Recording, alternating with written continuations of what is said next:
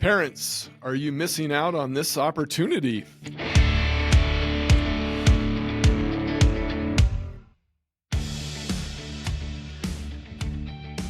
Well, I'll tell you this, Steve, that is not a boring question.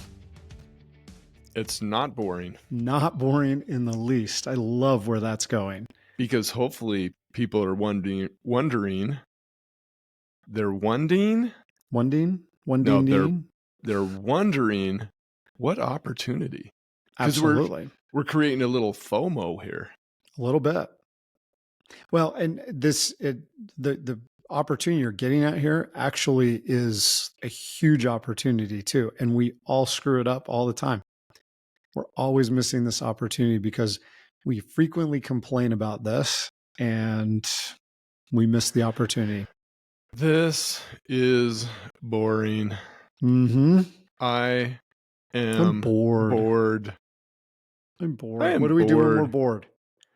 Especially nowadays. When we're bored, what do we do? Scroll? Yep. We get on our phones. It's doom scrolling. It's the biggest downside, I think, to us hopping on our phones all the time when we get bored is that boredom is a golden opportunity to create. I'm not too interested in that right now, Nate, because I'm thinking about how awesome it is to get caught in a loop of golden retriever puppy videos. And cats in the Christmas trees. No, I don't care about the cats in the Christmas trees. Oh, they're funny. Give me some puppy reels and I'm good for a while. Yep. Did you ever used to lecture your students? See, I'm gone from that teacher classroom experience. But whenever I heard the I am bored, which I didn't hear that often, we tried to keep things moving. Right. But it's inevitable. You're going to hear a teenager in a conversation or something. They're going to say, this is boring. Or I'm bored. When they're talking about some of their other classes. Yeah. I would just bust out this line every time that boredom is self-inflicted punishment. And I would go off on a friendly, somewhat humorous rant about how can you be bored on this planet, on planet Earth, where even if you're stuck in a room, I mean, think about Viktor Frankl stuck in a concentration camp. Like if you're stuck anywhere, you can choose to not be bored, which is where I think you're going with your creation. Yeah. And did you catch what you just said there? No, I did not catch it. Should I write it down? See, Nate's coaching me right now. He's coaching me and I've got my pencil. So what did I say? Well, you might want to write it down because you said you can choose to be bored. Yeah. And that's so it's fun to see how our stylistic stuff, like you would go that route and kind of, make it a fun, witty kind of, learning experience. And then me, I just go with the nerdy coaching type of thing. And I'd be like, well, do you all realize what boredom actually is? Boredom is a choice. You choose to be bored. You do this in your classroom. Oh yeah. Boredom is a choice. It's a powerful conversation to have with kids. And I think our parents could get a lot out of this. If your kid comes home from practice, be it for a play or for their sport or anything, and they're telling you they're bored, that's a great opportunity to just jump on it. Boredom is a choice. You choose to be bored. You're going to that default setting of, well, I'm not, people aren't shoving excitement right into my face, and I'm choosing to not create any. And can I tell you about a recent creation? Yeah, please do. Because I don't know if I would just say it's boring. I would also say it's awful. And I think sometimes the two are equated with one another. It's something that you don't like to do. It's easy to label it as, oh, this is boring. I don't want to do this. But I don't love basic tax prep. And I have an incredible accountant. And by the way, he's one of the best sports parents of all time that I've ever been around. There is a certain basic level of tax prep that I have to do. and I have some tools, I have a program, all those things, but still there is the basic accounting of mileage, receipts, etc. And I'm just telling you, Nate, it is boring. It is boring. I don't find any meaning in it. I don't, to all the tax preparers and accountants out there, I don't get it. I have no idea why you're doing what you're doing, but I have decided so I have this on my calendar. It's called Money Fun. And it's just a regular thing that I'm getting better at doing, not great at it. But I thought, okay, how can I bring a little bit of meaning and fun and enjoyment into this? So I schedule it. I have a great music playlist. I'm basically going one man rock concert type of thing in my office. And I put a time limit on it so I know it's going to end. And then I'm bringing in a snack that I like. Love it. And trying to bring some meaning and joy and fulfillment. And And I Viktor know it's Frankl would be good. so proud of you. I know it's good because when I'm done with this, Nate, when I finish it and it's ready, Yep. to go to Matt, it's such a good feeling. Yeah. And that's such a great example of this idea. You can choose to hate that and just resent it and ignore it and put it off. And it would be easy to do. And that's often how we get stuck in procrastination. But Viktor Frankl would be very impressed with what you do because his thing, he created this branch of therapy called logotherapy, which centers around the idea of creating purpose. And that's what he would do with people, is trying to take their lives and help them to create meaning and purpose, which he was able to live in those concentration camp experiences. That Man's Search for Meaning is a fabulous book, great read, because it gives you a lot of powerful perspective. But if you can have somebody that can create purpose and meaning in that situation, that's a testament to how powerful our ability as humans is to choose to create meaning and purpose. Not choose boredom, but choose to create meaning and purpose. So I think what I'd love to talk about more to help the parents and help parents help their kids, how can parents create more meaning and purpose for themselves? Go for it. How can they? Wow. There's a lot of, so let's do a little case study, because that's nerdy and I kind of like to do things like this. So invariably when I'm having this conversation with my classes and we talk about boredom being a choice, and they start to get on board with the idea, it's like, okay, so what class is the most boring for you? Math. Almost every time math comes up. And it's a powerful experience for them to look at math and say, okay, that's a boring class. What could you do to make that class more enjoyable? And it takes them a while to struggle through that answer, because they're so focused on, well, the reason I'm in math is to learn math, and I'm not good at math. It's boring. It's lame. When am I ever going to use this? All that stuff comes up. And there's no point in fighting them on that, because they're not necessarily wrong.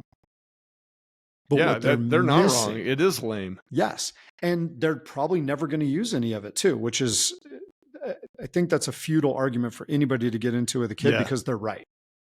When are they ever going to use most of that math at any point in their life? They're not. So rather than fighting them on, it's like, okay, if that's the purpose you think that you're going to math for, you're going to be bored and it's going to be dumb and lame and boring. But if you can create a different purpose for going to math, you win the game. So it's the question of, okay, well, who are some of the people in your math class? What could you do to make a difference for them today? How could you use math, instead of being bored by it, to learn an important skill that actually is going to help you? And so you start going down some of these roads, and now they look at their math class just a little bit different. Oh, well, I'm not going to learn math that's going to help me in life, but I do need to be disciplined. I need to do things even when they're boring, kind of like you and the tax stuff.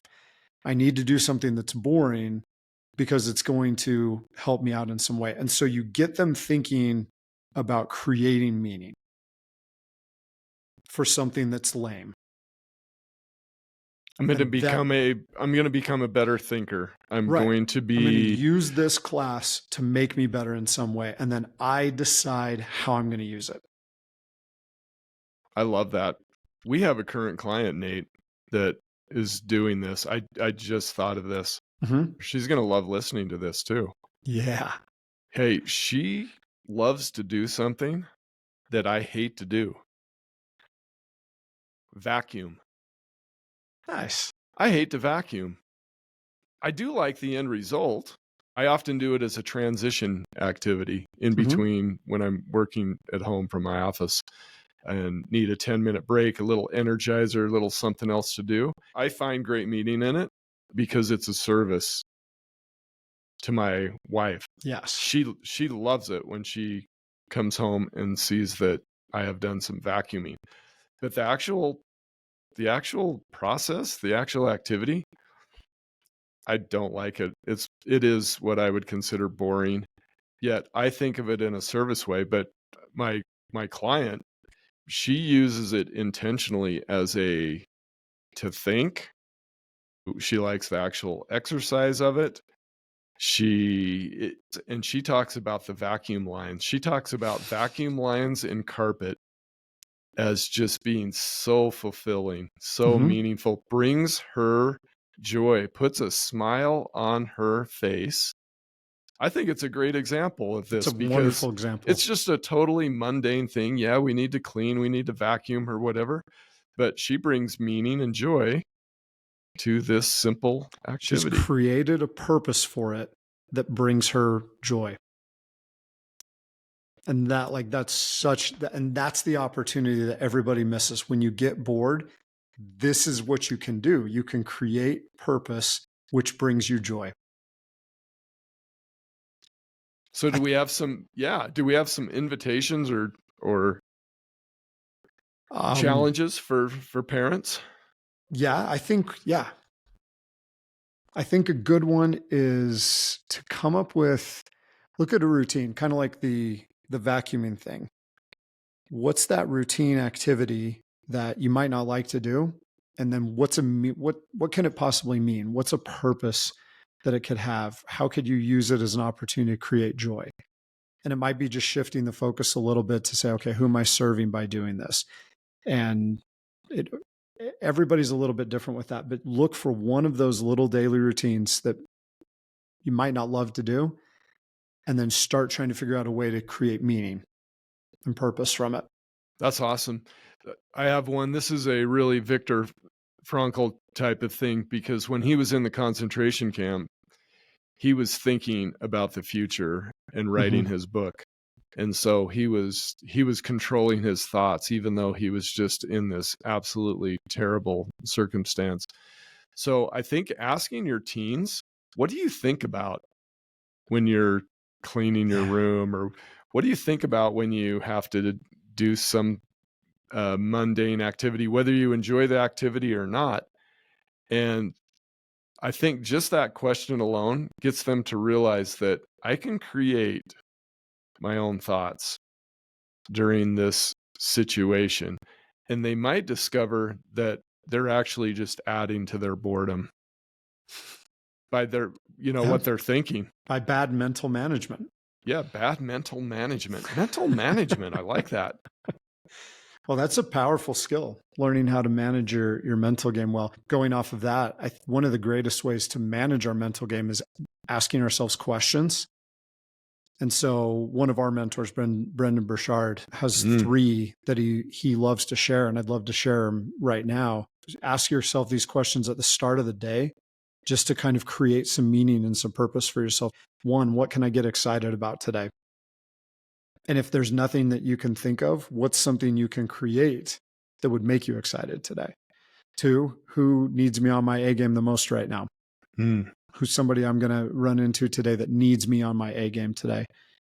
And then the last one is, what's a tough situation I might end up in today? And how would my best self handle it?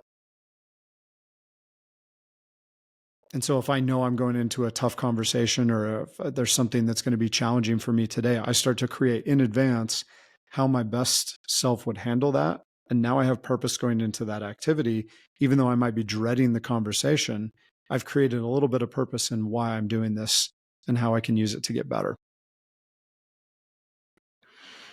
Those are dynamite. Those And are that's mental amazing. management. Use good questions to guide your mental game. I like to ask myself, who can I serve? Because that definitely gets me out. I think that takes you out of boredom. Well, for me, it creates great meaning, because when you help somebody, when you serve somebody, when you brighten their day, boost them, uplift them, I mean, that's why you and I do what we do. That's why we're in the coaching space, in the teaching world, is we love to serve others. And that's not just to like pat ourselves on the back. But it really does bring meaning and joy into your life. And so you might be sitting there thinking, what am I going to do today? Or I don't really have anything going. And if you ask those questions that you asked, and you throw in the who can I serve? Oh, yeah. You are going to crush boredom. Yep. Like when boredom shows up, imagine if you can train yourself, and if you can model this for your teens and teach your teens that when boredom shows up, this is actually a golden opportunity to create something incredible. Yep. Don't scroll, create. On behalf of Steve Galley, I'm Nate Crandall, and we thank you, our loyal listeners, for tuning in to this episode. If you love what you're learning from the Stop Parenting and Start Coaching podcast, we would appreciate it very much if you would leave us a 5-star review and some glowing comments. We also encourage you to share this episode with your friends and family who are parents of athletes and performers. And if you want to explore further and see what Steve and I are creating to help thousands of parents, athletes, and performers, please visit our company's website at createtransformbecome.com. That's createtransformbecome, all one word, .com. There you will find a growing number of resources to help you elevate your performance. Thank you again for your support, and we encourage you to create a magical relationship with your athlete and performer.